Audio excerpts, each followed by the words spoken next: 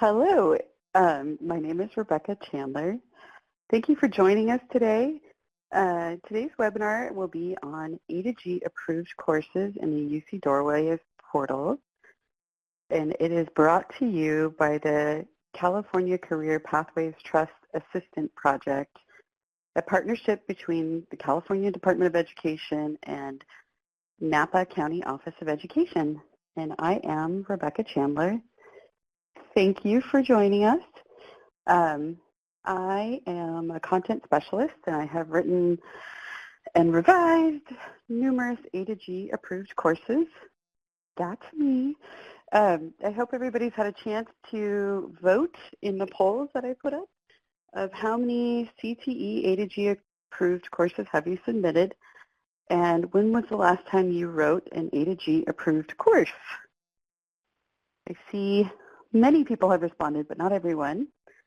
So I kind of just wanted to get an idea of how many people knew the system and how many people were brand new. And it looks like the majority of you are brand new to A to G course writing with a few experts in there. So feel free during the webinar to leave comments in the chat box or questions. And I enjoy the system very much, so we will be playing with there's a little guy on the very top of your screen that has his arm up in the air, and if you click down on the little drop-down menu next to that, you'll see a rabbit and a turtle. If you need me to speed up, push the rabbit. If you need me to slow down, push the turtle. And I use those throughout the course of the webinar. So it looks like we still have people responding, but the majority of us are new to the A to G course writing process, which is great. So I've developed some tools that will hopefully get you started and get you approved A to G courses. All right, that is me, Rebecca Chandler. I work in Ventura County Office of Education, and I wrote and revised numerous A to G courses, particularly for CTE in Ventura County last year.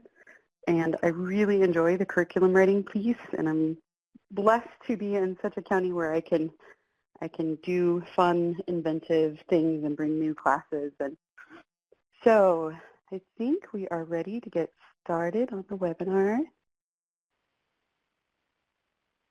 Hello? Hello? Oh,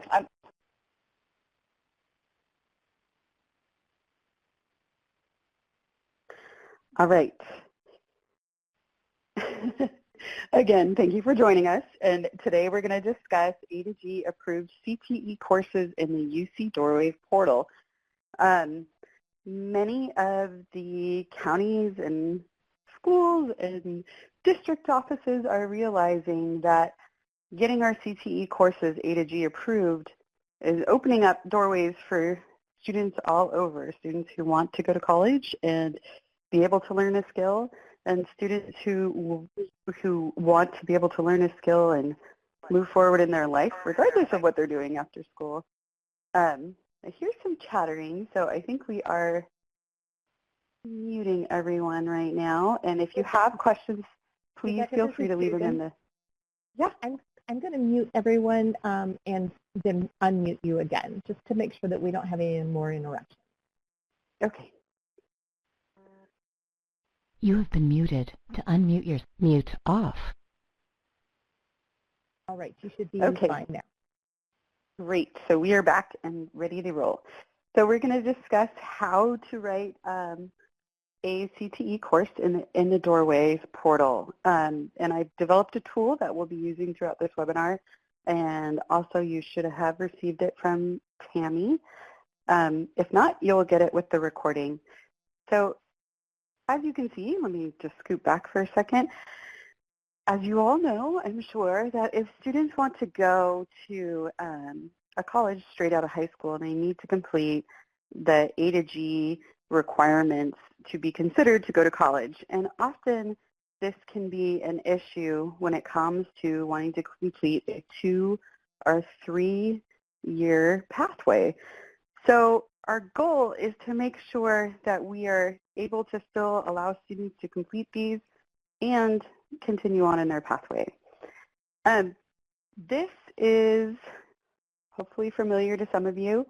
This is a picture of the UC Doorways portal. And right here, typically when I'm starting to write a course or I need a course for a new program, I begin here in the course search section. So you can see this green arrow right here, and that is showing us where we go to look right there in the course search section. So I pick a keyword from my course, and I will enter it in there and see if anybody else has already come up with a course that I might be able to use for my foundation starting course. If that doesn't work in my course search and I can't find anything, I then go over here. So this is the UCCI, which stands for University of California Curriculum Integration Project, and they work combining CTE courses and core academics together. Often they have a good foundation. They're amazing courses if you don't know about them. They're amazing courses that have been worked with teams of people across the state of California, core and CTE teachers or experts, and they work together to develop these really detailed course outlines and projects and all sorts of great things. And sometimes I pull one of these to use for a foundation course for my CTE course. If that doesn't work because I have such a budding new industry, then I start searching on Google and see what is out there. Because often if I look in here, like here you can see I typed in aeronautics course outline, I'll find something at a college or maybe a trade school or something like that that I can begin writing my course outline with. Of course, I want to make sure as I'm doing this that I am integrating the standards that were produced by the CDE. And these standards are for each industry sector and pathway. You can find the standards that will help you. If you're not even sure of what keywords to use, you might be able to start there and pull some keywords out of the standards. So that's another place I search just to get my foundation started. So what do I do with all this information? Usually I start with the foundation and think about how long is my course? How many units do I need to cover? What are the goals for me to cover in my standards for this pathway? How many of those standards am I trying to hit in that pathway? And I kind of compile all this information in one spot together. Really, each one of these pathways, you know, is different slightly depending on your area, depending on what economic growth you have going on in your area. You want to focus on all of those things. Hopefully you're working with maybe a workforce investment board or somebody else to get your pathway started. And you want to make sure it's customized, you know, for your program. Who are you feeding into at the college? Are you planning on articulating this course for college credit? And if you are, the majority of the courses for the colleges can be found in Curricunet, and I believe that Susan has a link for that. But if you type in curricunet.com/ whatever town your college is in, often you will find the college outline for your local area, and you can integrate that into your curriculum as you're developing it. So that's a place where I often get a lot of my resources from. So what if I find nothing? What if there is nothing in existence for a course? And I've had this happen before. I had a very hard time when I was writing actually the sample course that I'm going to give you today, which was unmanned aerial vehicles. And we just had to go find industry leaders in this area to help us guide and write this course. Of course, we also used teachers from across our county, about 14 teachers, which I wouldn't recommend because that was really hard, kind of too many cooks in the kitchen. But if you can find one or two subject matter experts that has a solid understanding of their field, they can be incredibly helpful. I I have this template that I have developed that we'll walk through together today, and you can also have that as a resource, and you can help use that when you're meeting with your subject matter expert to guide through these courses. One of the things I like to make a note of is that if you can find the resources to pay them, you usually get a pretty quality product. A lot of these people, if you're using people that are in your advisory boards, already have the time that they want to devote to the education, because that's why they're in an advisory board. But it's always nice to at least offer something so that they feel like their time is being compensated for. Like I said, please use your advisory committees as much as possible, because these are people who are willing to do this for you already. So this is a thing, right? When we are thinking about becoming, so I'm going to pause really quick and just ask, do I have questions so far? Please feel free to put them in the chat. And if you're following along with me, if you can see the little guy at the top of your screen with his hand raised up, if you could just click on the smiley face, I just clicked on him for you, to show me that you're good and we're moving forward and everybody's following along. I see some hands. So if you just click that little drop-down menu right next to the hand, you'll see the smiley face. Excellent. Thank you for keeping up with me. I appreciate it. And let me know again if I'm going too fast. So my job and your job when you become, or you already are, curriculum writers for CTE is really that you're working as a translator. You are focusing on, often you're translating some sort of career-based, very technical skill to the UC system, which tends to be highly academic, right? So we have these highly academic people who need to understand how we are supporting core academics through CTE. And still, we're writing for CTE, so we want to keep that in mind as well. But in the very back of your standards, you will find these pages. And these pages show you, and here I pulled up for transportation is the industry sector. And then we have each one of our pathways over here. So we have operations, structural repair and refinishing, and systems diagnosis and repair. And each one of them are crossed over with core academic subjects. So here I pulled up algebra, and you can see that this algebra standard crosses over in two pathways. It crosses over in pathway B, which is the structural repair pathway, also in pathway C.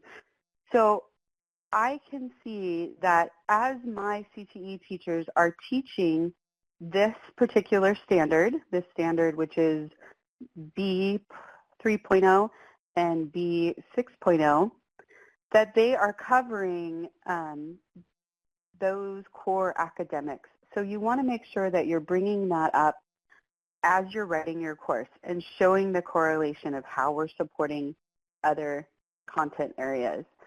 So A to G, typically what we found is these are more academic theory type courses. You know, we're talking about like English theory or mathematics theory, but now we're taking the academic theory and we're physically applying it to career technical education, which really truly is the crux of the Common Core. So you can see that this is kind of the perfect marriage between Common Core and CTE, and it really hasn't been a better time in education to show how much CTE supports core academic courses. And again, I said this, but it's truly a hands-on situation, and we are bringing it. So, you know, I often use the example with transportation that I have, you know, or let's use welding. So that's a different pathway. But in welding, you know, I would talk to my welding teachers, and they would say, yeah, we just, you know, MIG weld. And I'm like, I don't know what on earth a MIG weld is. I've never MIG welded in my life, you know, and I have to really pull it out of them. Well, what are you doing when you MIG weld? Oh, well, we're crossing over, you know, and I'm not 100% sure, so forgive me for the example, but we're crossing over gasoline and how much gasoline we need versus how much air we need and how it's going to affect different metals and different alloys. And we're using that combination. I'm like, so you're using math to determine how much of each you need. You're using chemistry to show a chemical reaction. You're using, and so it's really digging into what they're actually doing to be able to translate that information to the UC system. Make sense? We're good? If you don't mind, could you give me a smiley face if we're all good? And we will move on forward. Excellent. Thank you. All right. So again, we're going to demonstrate how the CTE courses truly do support Common Core academics. Thank you. Okay. So now I have developed this template. And in the template, you will see every piece of information you could possibly need to enter into the UC Doorways portal. Often we have teachers who are writing the courses, but they might not have access to the portal. So you want to make sure that you have access to your portal or that you're filling out your template completely so that the person who is submitting it to the portal can have all the information they need and there's no guesswork for them. And we know it's accurate then. So if we wouldn't mind, Susan, can you please bring up my portal? I'm sorry, not my portal, my template. So here you go. Here's the template that I worked to develop, and there was a prior copy that went out, but we want to make sure that this is the new copy. I kind of played with the formatting more so it was easier to use. I just want to make sure I'm not missing any. Okay. So there are directions on how to increase the size of the template if it's too small for you while I'm going through it. And I believe that Susan was going to put it in the chat box. So I'm going to just increase it a little bit for me. So this is me, Rebecca Chandler. And let's get started on the template. So at the very top, you're going to see that the first thing you need to fill out is your course title. A couple things to consider, or a couple things I consider while filling out the course title right up here, is that you want to make this a title that students would want to take, right? Part of this is a little bit of marketing. So this course is an unmanned aerial vehicle course, aka drone. We have several courses that we offer in UAVs or unmanned aerial vehicles. And this course I wrote for honors credit with the UC system. Another thing that I would tell you, and I'll go through this as we're looking at the template, but the great thing about honors credit and CTE is really the number one thing with honors credit is that the students are working on a cumulative project all year long. They're working on this project that's going to be one big final project at the end, and that's where we get the honors credit from. And so it's really important to figure that out right from the beginning. Am I writing this for honors credit? Am I writing this for regular credit?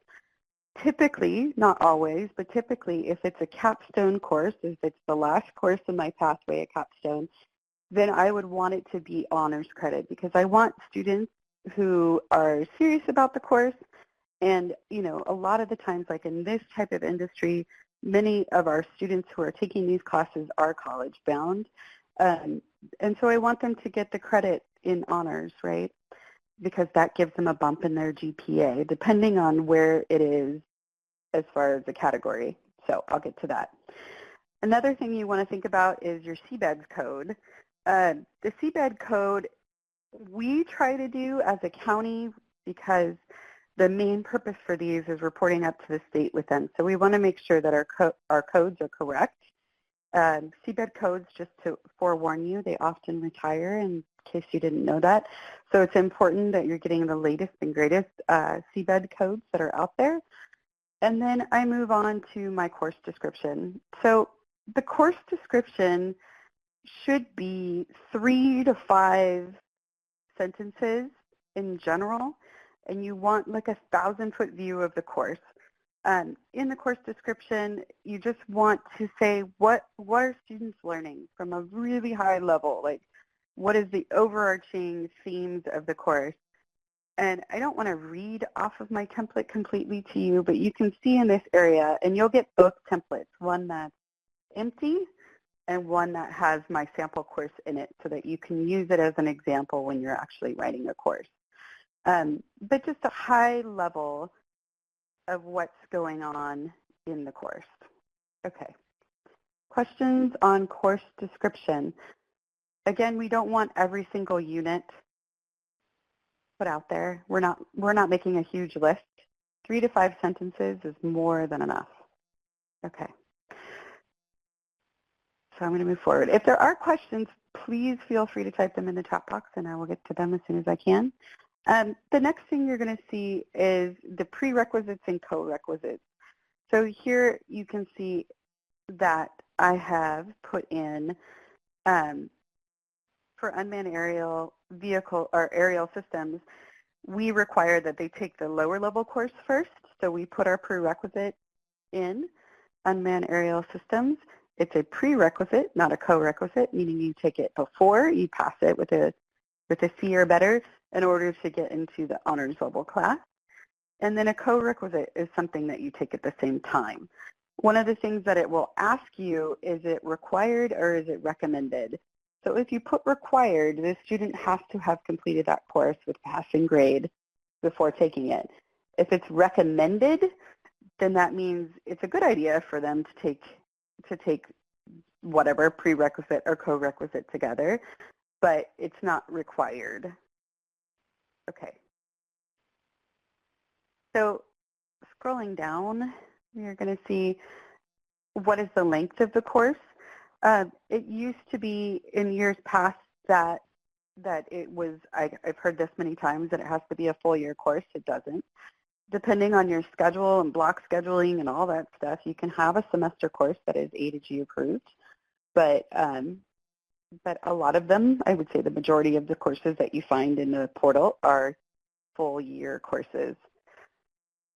So once I decide that, I move on to what category does this fall into? And you will see on the template that you have all the categories, A through G, and you can decide where this is going to fall into. I would say the majority of CTE classes, not all of them.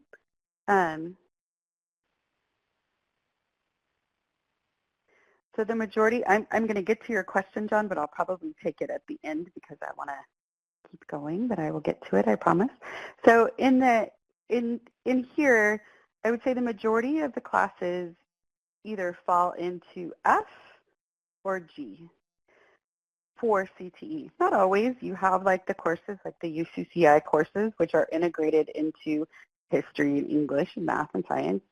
But the majority of these classes in CTE fall into an F or a G. I try my best to, if I have a 3-year pathway, I try my best to make sure that one is an F and one is a G. That way I'm hitting both requirements for the students so they can continue to take the pathway and still go on to college. And then if you're choosing that it's a G elective, they're asking you what does this support as an elective? What area is it supporting? So we have a mental health course that focuses a lot on the social sciences. So in that instance, I would use that it's an elective, but it's focusing on history and social science. In this area, you will see what is the industry sector title. So in this area, for this course, we chose that it is a G elective, but it focuses on the lab science, and it's an integrated science for this particular course.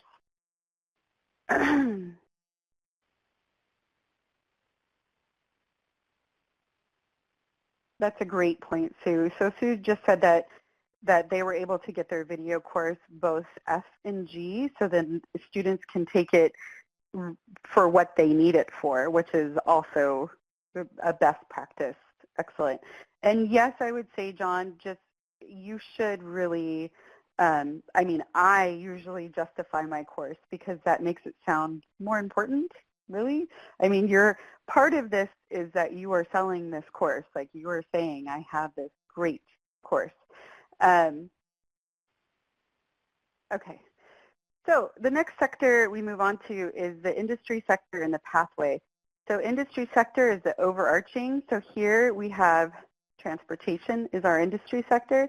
And our pathway, it goes into the aviation and aerospace, but that's also in the the systems pathway within transportation. But this one, we nailed it down even further into the aerospace transportation area. And if you're not sure, there's a link in the template that takes you to the standards and to the pathway. Okay, moving on, we're asking what grade level are you going to offer this course? The important thing to think about is that if you have multiple prerequisites, then you're obviously not going to choose that this is a 9th grade course. It would be like this one is an 11th and 12th grade course because we have several prerequisites they're required to take before being able to take this course. One thing I forgot to point out that I just wanted to point out, let me go back up to the last page, is that if you are applying for fine arts credit, the course cannot have any component that is taught online. So it will ask you if it's an online hybrid course, and if you choose that option, it won't give you the option to choose it as a fine arts credit. So just to let you know that if you are choosing a fine arts credit, the course cannot be taught at all online.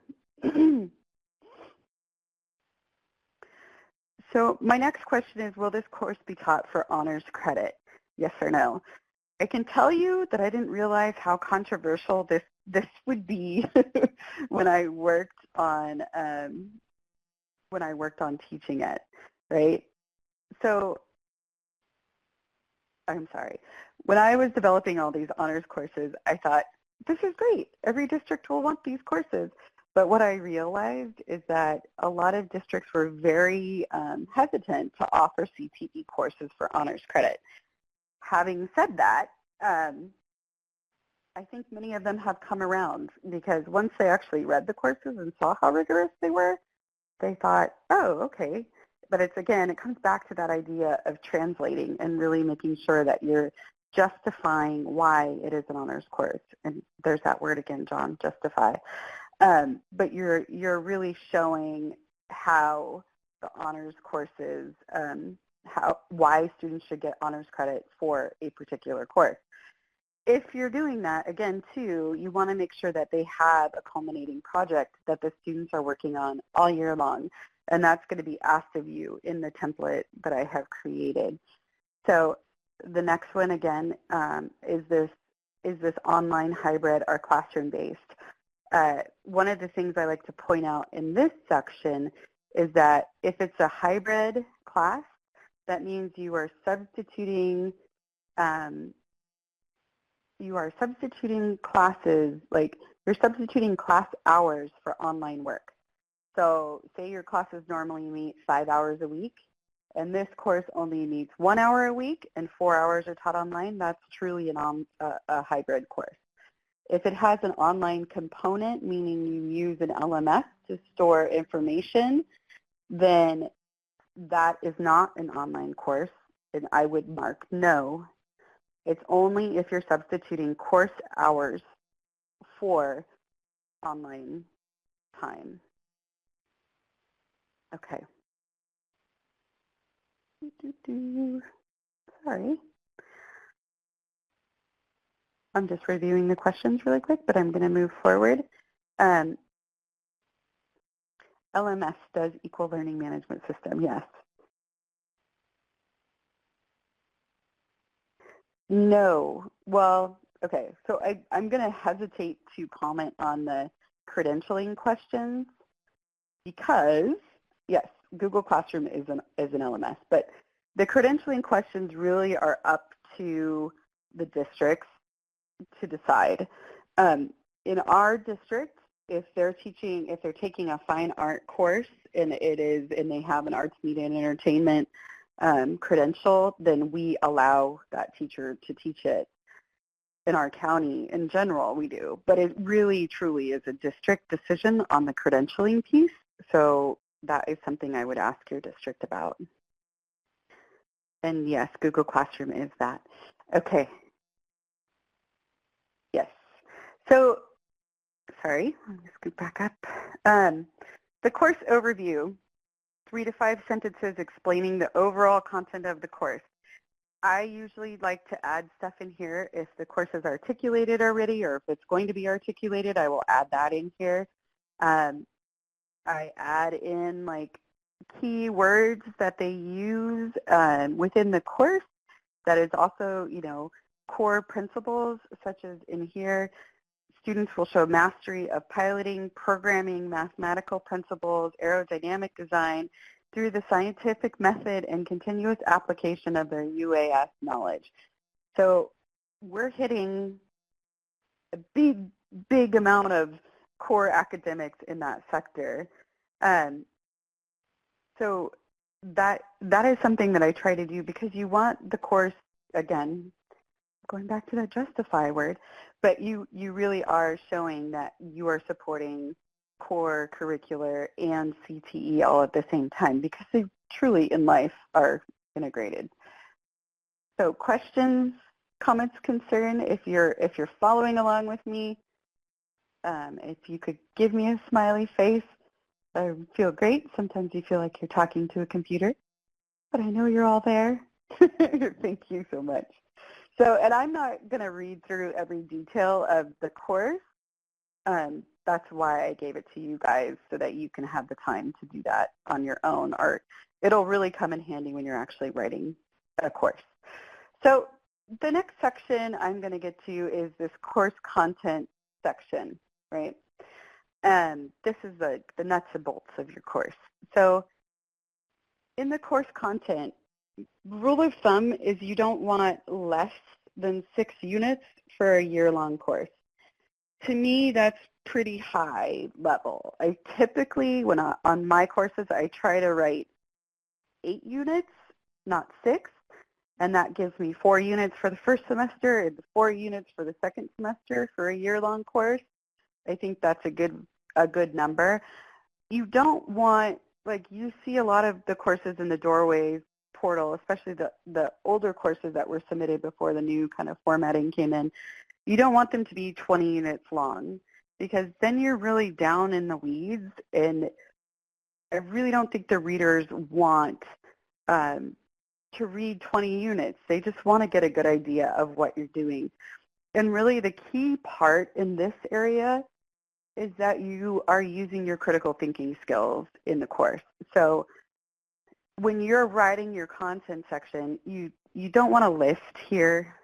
So I started Unit 1, nomenclature. So we're just really going over like all of the vocabulary they would need to know in order to be able to be successful in this UAV course. Obviously, they've taken some sort of preliminary course, but even in most of my courses, I tend to start out this way.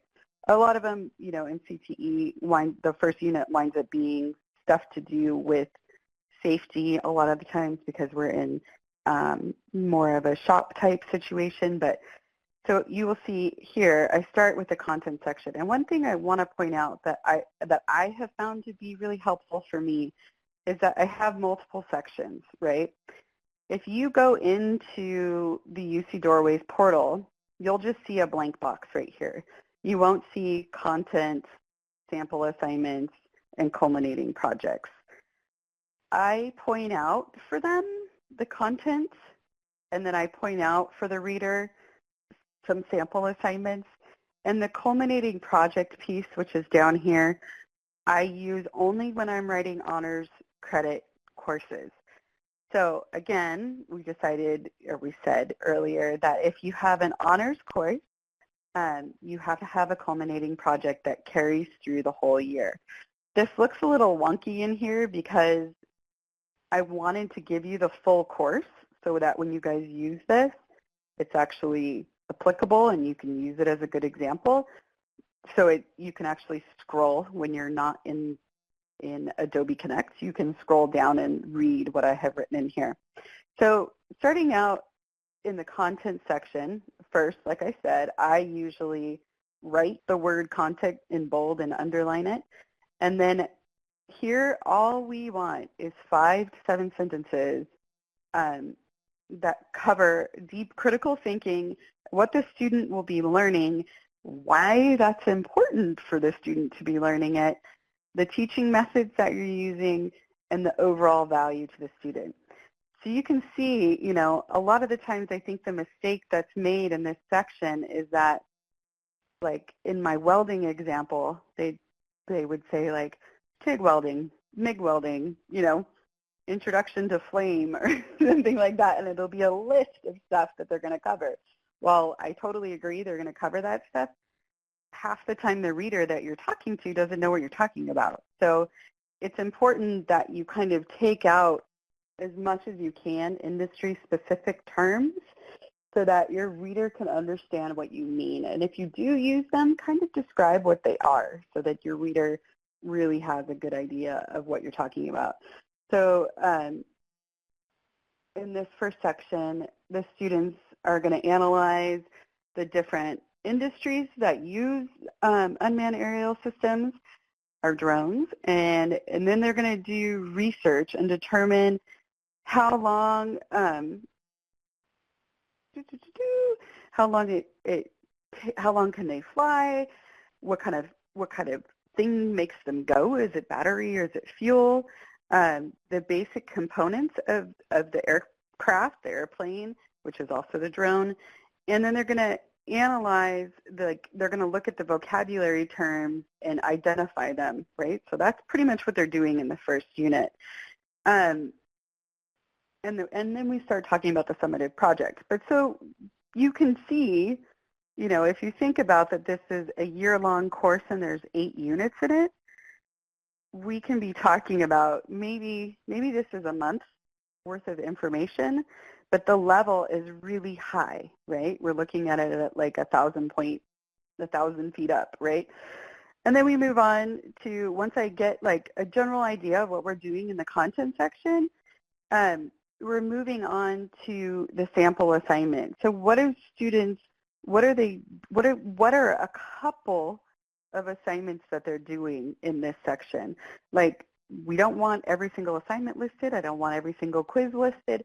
I want interesting, project-based, student-centered, you know, probably producing something tangible, and why that's important. What are they learning from this? So you're tying it back to the content section, kind of saying why what you're doing is important, why it's important for them to learn, and how that's going to help them as they move through the course.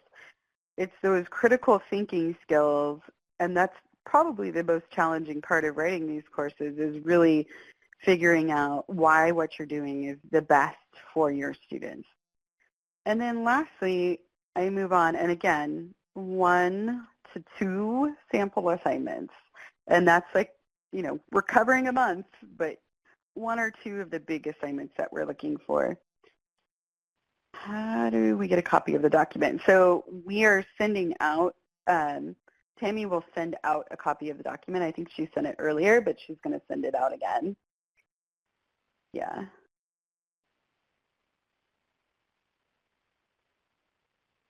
Okay, and then I move on. And again, if I was writing this course for regular credit and not culminating, not for honors credit, I wouldn't have this culminating project section, okay? But if I'm writing it for honors credit, I have to show that my students are working on a year-long culminating project. So here you see, I kind of spelled that out for you in there, and you wanna just give, like, so for each piece of this course, students are learning something that is really important to the overall culminating project. Here, because we're talking about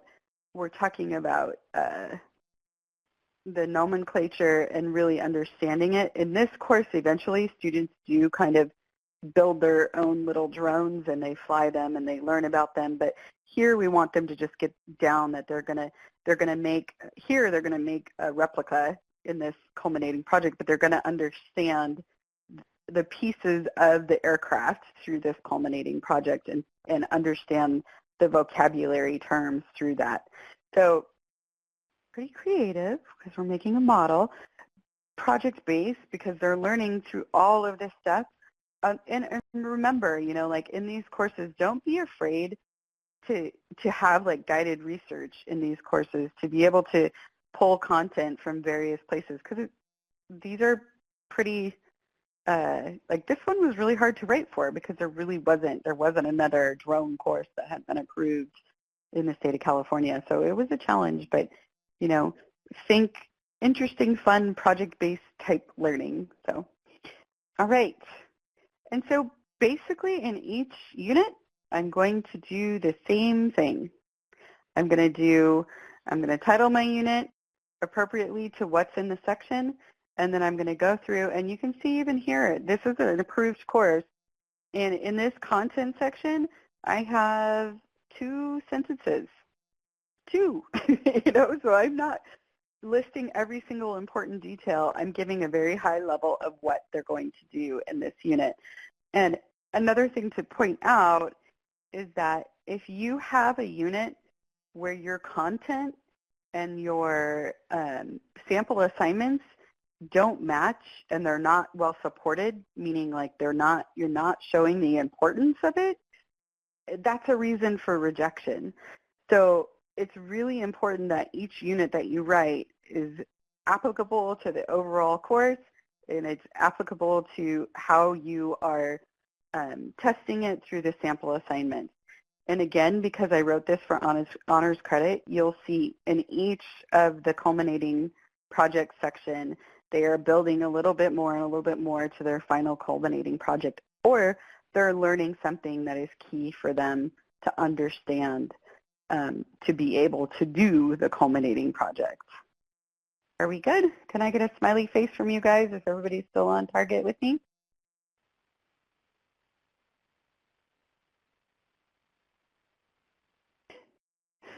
Okay, we're moving right along. So I don't feel that I need to go through each content and sample assignment, but you do have it for the entire course. So you're welcome to look at this, use this. All of our courses are on the A to G portal. You're welcome to use any of them. That's why they're public on that portal. But I do want to point something out in the final section down here in the content area. And it's probably not going to let me scroll. But when you go through this on your own, you will see that in Unit 8, so Gail, I recommend 8. From what I've been told, you can't have less than 6 for a year-long course. I recommend 8. Sometimes I do 10. Sometimes I might even do 12. But in general, I think a higher level is probably better for your reader. If you keep thinking about, what am I giving my reader? Yes, you want to justify that the course is rigorous, but you also don't want to kill them with details, because some of the times you see some of these courses and there's just so much in them, it's hard to even dig through what they're actually saying. So be cognizant of that. In your culminating project section, and you can see this when you go through it on your own, for the final one, I typically will add a rubric on how I'm grading my final culminating project. The rubric is showing your reader that, it's not subjective, it's objective, and that you can really get into the muckety muck in a rubric, and it's easier to lay out for your reader so they understand it and they see that you have appropriately explained and given the students a tool to really succeed with their culminating project. Are there questions about that?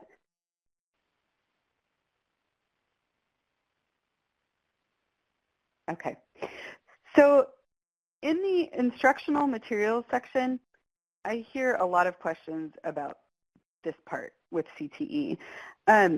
one of the things that's important to know is that I do voice. I do insert my rubric, and you will see it when you go through that template, the filled out, the sample template.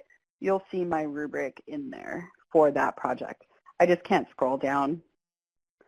In this section, oops, somebody, is that me? In here, in the actual template that you're getting emailed, you'll see the entire thing. It's just when it's in Adobe Connect, which is the format that we're using right now, it doesn't allow me to scroll through that section. I see that there's some questions coming up about that section.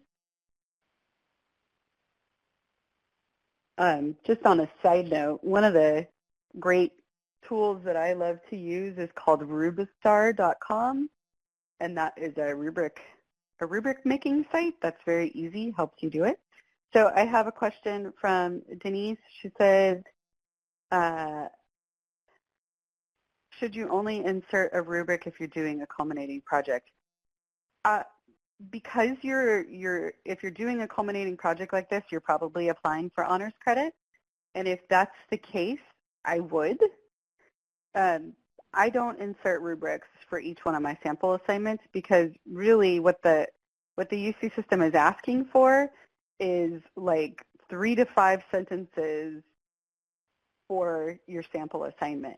So a rubric is a lot of detail for a regular sample assignment, but in a culminating project, I feel like it's justified. So is it really necessary to have a textbook? Let's move on to that section. So we're in the instructional materials section. And, you know, it really depends on your industry. And the thing that we find often in Ventura County is with CTE, and I'm sure I've heard this across the state, with career tech ed, a lot of the times by the time the textbook is printed, it's already outdated, right? Like the industries change so quickly, they move so fast that it's hard to say, yes, we're going to purchase a textbook and we're going to use it forever and ever in our systems. I have classes that have been approved without textbooks, such as like graphic design. I have a graphic design class where the primary instructional materials that we have is, you know, we use various types of like Photoshop and Adobe products, and that's the primary instructional materials. And often we'll use like the manual for those products, for those softwares as the primary source of text. So, I mean, I don't work for the UC system, so I can't tell you, no, you don't have to, but I can tell you that I have gotten courses approved without a primary text. All of our courses are actually on our website, so you're welcome to go to the Ventura County Office of Education website, and there are all of our career tech ed courses are listed on the website. Excellent. So if you look at instructional materials, there's a lot of information in this section, and it's a hard section to fill out. But it makes it even more important that if somebody else is submitting this for you, that this is filled out in its completeness. The one book that we do use in this class is the Pilot's Manual for Ground School. And the reason that we use that book is because it teaches things like yaw and pitch and you know, properties of aerodynamics that don't change, and we use it as a resource for our students so that they have it and really understand the basics of aviation.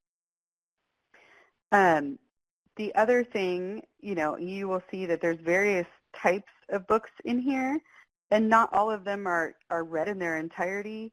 And some of it doesn't apply. Like we use this, there's a school called Drone University website, and we use that primarily for their videos. But what I tend to do is I list as much instructional material as I possibly can in this section because it shows your reader that you've researched and you know how you're going to teach your units.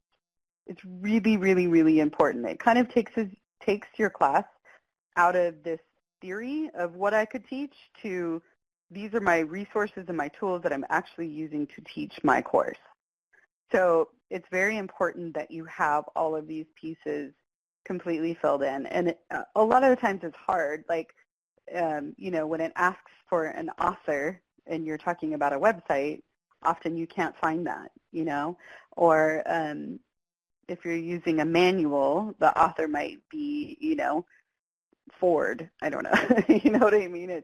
It's not necessarily academically the same as when you're submitting like a core course, because you know, in an English class, Shakespeare hasn't changed in a long time, so you can definitely say that you're using a primary text for that. But we kind of encourage our instructors to not buy text, and we tend to use we use a learning management system called Canvas to transmit information to students, because we can change it as the industry changes, and textbooks tend to be quite costly and outdated really quickly.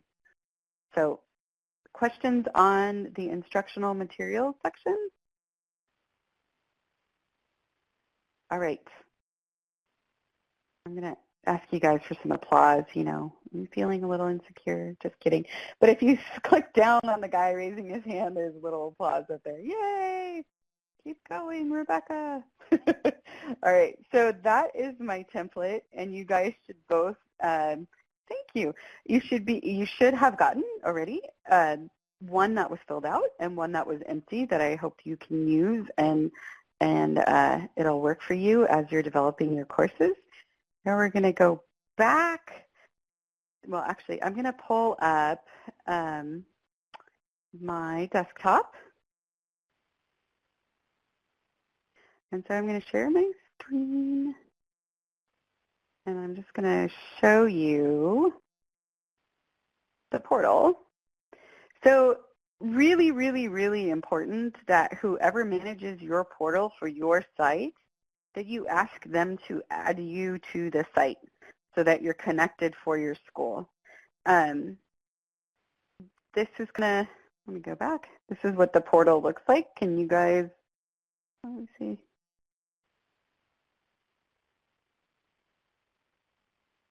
Just want to make sure, let's see, let's close that. I want to make sure that you guys are seeing my portal, and then I can log in here. For some reason, you will see our course list. Very long. We have lots of courses that have been approved. Yay! But up here at the top is really where I wanted to show you. So if I go to submissions, and this is where I would actually input my new course.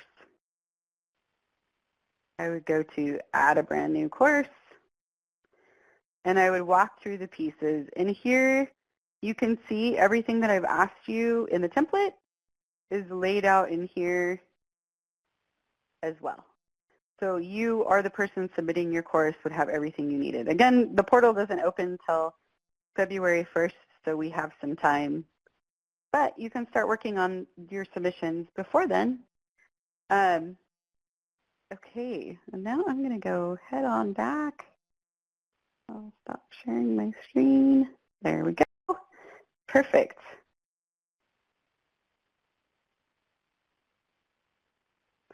Okay. So that's where you would go, and you would use that template to submit everything in your course. Okay, so do we have any more questions? That I know that's a lot of information. So Judy asked a question about identifying the standards, and do we have to do this now? So important to know that as you're writing the CTE course, the standards need to be complete in the life of the pathway. If you have a sequence of multiple courses, you would need to make sure that all the pathway standards were completed through the 3 classes together. not independently. So yes, I would definitely be identifying your standards as you're going through and making sure that you're hitting on them. And then, when you have your sequence of courses, you can make sure that you're hitting on them. Most of the time you hit them multiple times. They're definitely spiraled through the curriculum. And John asks, how long does it take to get accepted once you submit them? This varies greatly, and I think it has a lot to do with how many readers they have reading at that time and how many courses have been submitted at that time. I've had some that were literally accepted in like 3 hours, and I've had others that sat for 2 months. So I don't know that I could give you a good answer on that. It really varies. But when you apply in February, you would be applying for next year. And the earlier you get your submissions in, the more opportunities you have for rewrites. So that's really important too. So usually it's a maximum of 3 rewrites in a year. And so it's important to realize that if you get it in that first section that's open, I think it's from February to June-ish, it might even be May, then you have multiple chances for rewrites. And could we get that University of California URL again? Sure. Susan put it right up in there. And that's the University California Curriculum Integration Project, those courses are amazing. You should really look at them.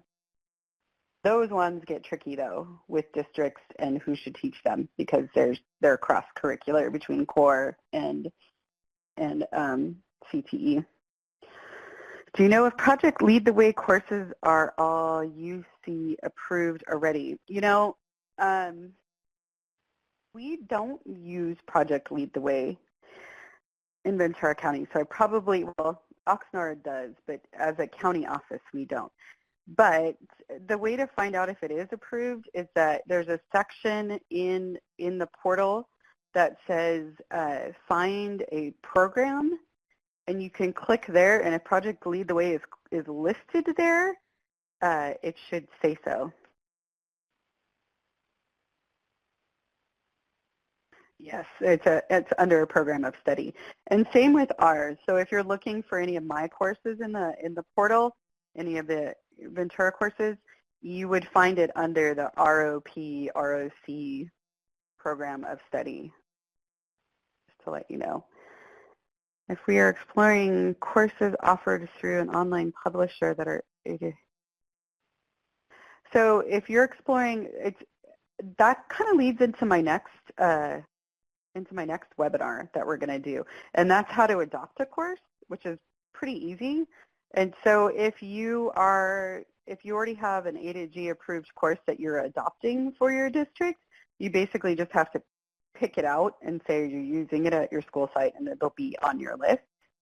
Victoria asked, is this template the same for non-CTE courses? They're basically the same, yeah. I mean, it's the same format, Victoria. I've written a few that were cross-curricular that I have gotten approved for, English and science, and I used the exact same formula, and it worked great. Lindy asks, PLTW programs are all approved? PLTW program of status. I'm not sure I understand that, but okay.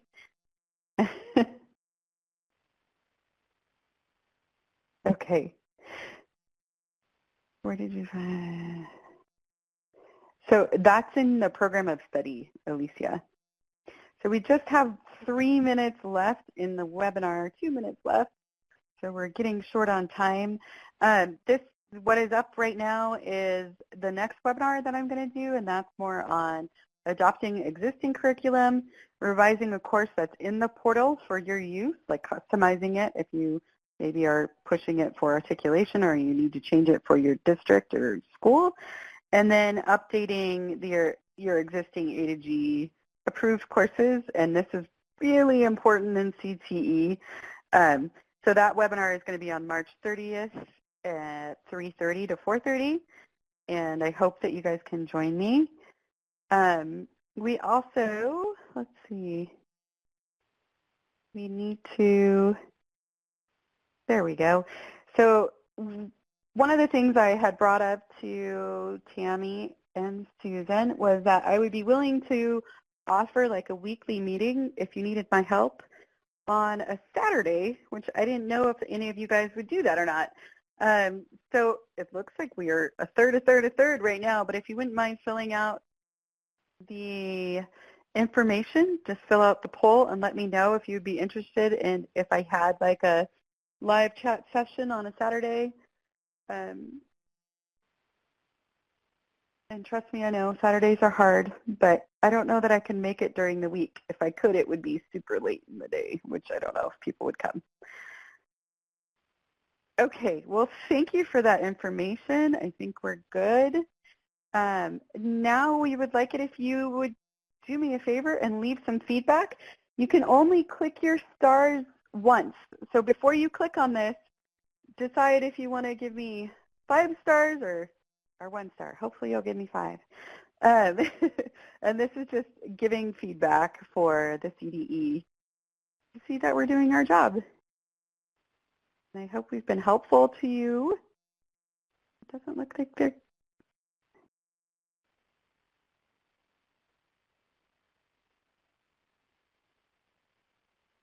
Okay, so it looks like we've got our poll done, and then now you guys should be able to see the feedback information. And remember, you can only click on the stars once. If you wouldn't mind leaving a little feedback for us, that would be great.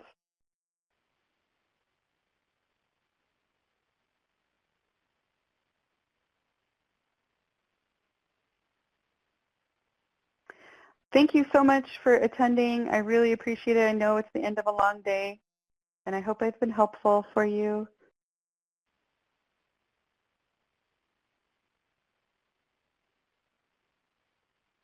It's a lot of information for an hour, but it's one of those things where you play with it. You'll probably come up with 3 million more questions. That's kind of why I was thinking about the Saturday thing.